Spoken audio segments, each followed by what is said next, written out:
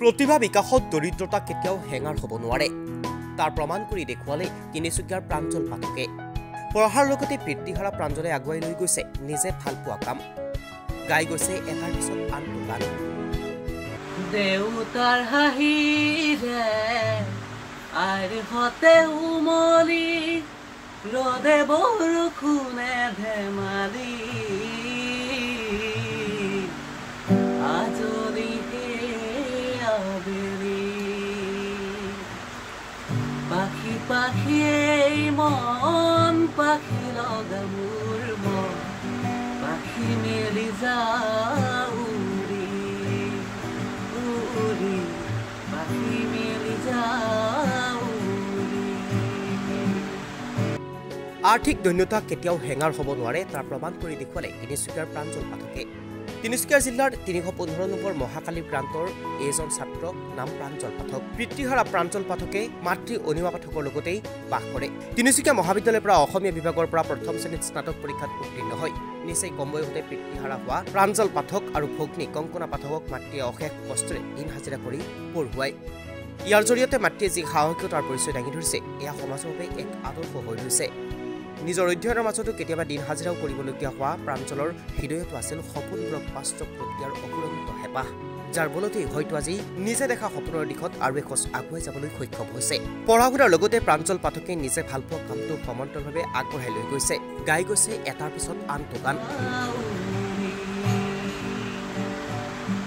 দেউতাৰ হাঁহিৰে আইৰ হতে উমলি গীত গাই যোৱা প্ৰাঞ্জল পাঠকক সমাজৰ আগত চিনাকি কৰাই দিলে বিশিষ্ট সমাজকৰ্মী ৰিংকু বৰা আৰু অৰূপ ডেকাই পোনপ্ৰথমে আপোনালোকৰ চেনেলক আমি ধন্যবাদ জ্ঞাপন কৰিছোঁ যিহেতু ইমান এটা ভিতৰুৱা অঞ্চলত আহি আপোনালোকে নিউজ কৰিব আহিছে আৰু বিশেষকৈ আমাৰ গাঁৱৰে ৩১৫ মহাকালী প্ৰান্তৰ যুৱক প্ৰাঞ্জল পাঠক এইবাৰ স্নাতক পৰীক্ষাত অসমীয়া বিভাগত মেজৰ লৈ প্ৰথম স্থান পাবলৈ সক্ষম হৈছে আমি খুব গাঁওবাসী হিচাপে খুব গৌৰৱান্বিত আৰু প্ৰাঞ্জল পাঠকৰ বহুত কষ্ট কৰি ইমানখিনি পাইছেহি পঢ়া শুনাত বহুত কষ্ট মানে ডাঙৰ দীঘল হৈছে যিহেতু খুব সৰু হৈ থাকোঁতেই তাৰ দেউতাক ঢুকাইছিলে আৰু দেউতাক ঢুকোৱাৰ পাছত মাকে দিন হাজিৰা কৰি যেনে তেনে ঘৰখনো চলাইছে লগতে তাক পঢ়া শুনাও খৰচ পাতি দিছিল তথাপিতো সি সেই খৰচ পাতি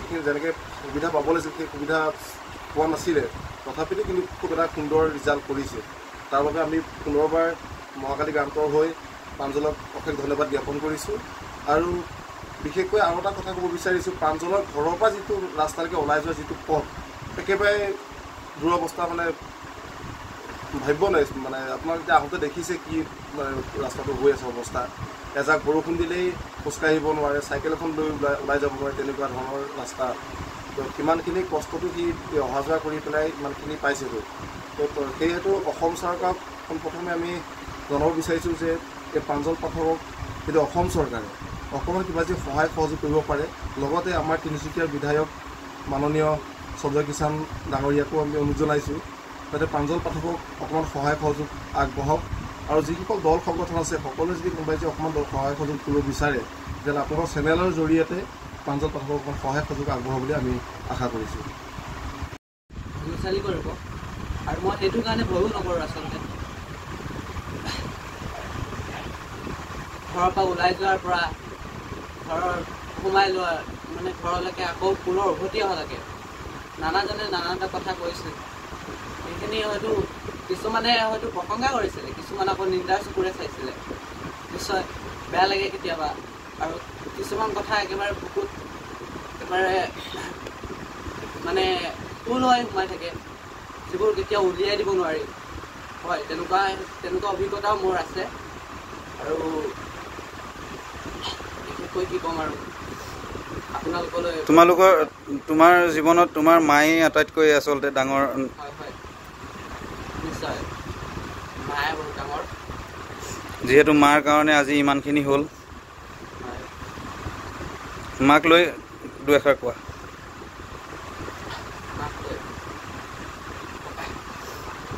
এটা লিখিছিলোঁ মই লিখনিৰ মাজেৰে প্ৰকাশ কৰিবলৈ যদি আপোনালোকে সুবিধা দিয়ে মই কৰিব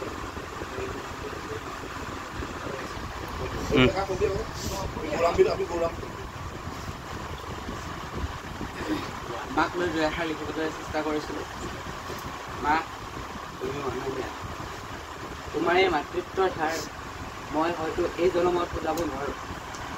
তোমাৰ ভাগ্য কিমান সেইটো হয়তো বুজাব নোৱাৰোঁ। তথাপিও মই চেষ্টা কৰোঁ মা, তোমাৰ বাবে সকলো দুখ আজৰি আনিবলৈ। শিক্ষ তোমাৰ নয়নত সপোন মনত আছে মা, যেতিয়া সময় দেখুৱাইছিল ৰঙা চকু।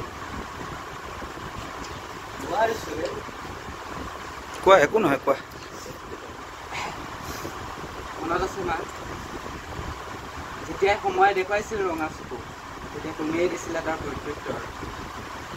সমিধান নোহোৱা জীৱনৰ প্ৰশ্নৰ তুমিয়েই দিছিলা উত্তৰ। দিশহাৰা হৈ যেতিয়া ফুৰিব লৈছিলোঁ, তেতিয়া তুমিয়ে দেখুৱাইছিলা পথ নৱপ্ৰভাতৰ। দুখৰ ধুমুহাকো নেওচি দেখিছিলা তুমি গল্প জীৱনৰ। কেতিয়াবা ভাবোঁ মই হয়তো বহুত ভাগ্যৱান তোমাক মাতৃৰ ওপৰত পায়। সমস্ত জগত তোলপাৰ কৰিলেও তোমাৰ সমান নহয়।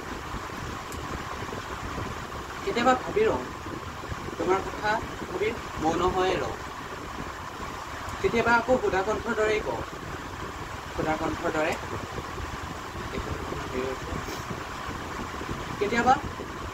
কেতিয়াবা ভাবি ৰওঁ, সেই ভাবি মৌন হৈয়ে ৰওঁ। আকৌ কেতিয়াবা সুধাকণ্ঠৰ গীতৰ দৰেই কওঁ, পুত্ৰ হয় মই কি মতে তোৰো আই তোৰ হয় মই তোৰ।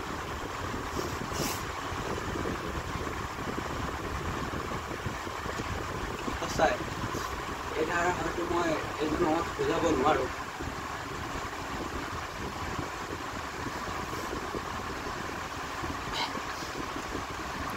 এনেকুৱা কি কথা আছে যিখিনি কথা ক'লে হয়তো মানে বুজি পাব যে কিমান কষ্ট, কিমান ঘাত সংঘাতৰ মাজেৰে আমাৰ এই জীৱনবোৰ অতিবাহিত হৈছিল। হয়, সহায় কৰিছিলে, বহুতেই সহায় কৰিছিলে, কিন্তু সেই সহায় কৰিছিলে হয়, কিন্তু যিখিনি সময়ত মই সাহস বিচাৰিছিলোঁ সেই সাহস নোপোৱাকৈ হয়তো মোক মায়ে গৈছে। আৰু সঁচাই মাতৃৰ সমান কোনো হ'ব নোৱাৰে। মই ইমানকে কৈ মোৰ এই বক্তব্য মোৰ সামৰণি মাৰিছোঁ আৰু আপোনালোকলৈ অশেষ ধন্যবাদ জ্ঞাপন কৰিছোঁ, যাতে ইমান ভিতৰুৱা অঞ্চললৈ আপোনালোকে আহি আমাৰ বিশেষকৈ মোৰ এই পৰিচয় দাঙি দিয়াৰ বাবে মই আপোনালোকৰ আগত কৃতজ্ঞ হৈছোঁ আৰু আশা কৰিছোঁ আৰু অনাগত দিনবোৰতো যাতে সমাজৰ এজন সৎ ব্যক্তিৰূপে থিয় দিব পাৰোঁ। আৰু মই একেবাৰে ধনী হ'বলৈ নিবিচাৰোঁ। এই মাজেৰে ক'বলৈ বিচাৰিছোঁ, মই একেবাৰে ধনী হ'বলৈ নিবিচাৰোঁ। মানুহৰ মই হৃদয়ত থাকিবলৈ বিচাৰোঁ, মগজুত নহয়। কাৰণ মগজুত স্থান পোৱাটো আজিকালিৰ যুগত হয়তো সহজ, কিন্তু হৃদয়ত স্থান পোৱাটো প্ৰকৃততে বহুত কঠিন আচলতে। মই এই হৃদয়ত থাকিবলৈ বিচাৰোঁ, যাতে মোৰ এই জীৱনৰ সূৰ্য অস্ত গ'লেও মোৰ এই মহৎ কৰ্মই, মোৰ এই সৎ কৰ্মই যাতে সমাজত জোনাকৰ দৰে জিলিকি থাকে। ইমানকে কৈ মোৰ এই বক্তব্য সামৰণি মাৰিছোঁ। তিনিচুকীয়াৰ পৰা অজয় কুমাৰ প্ৰতিবেদন, এনি টক্স।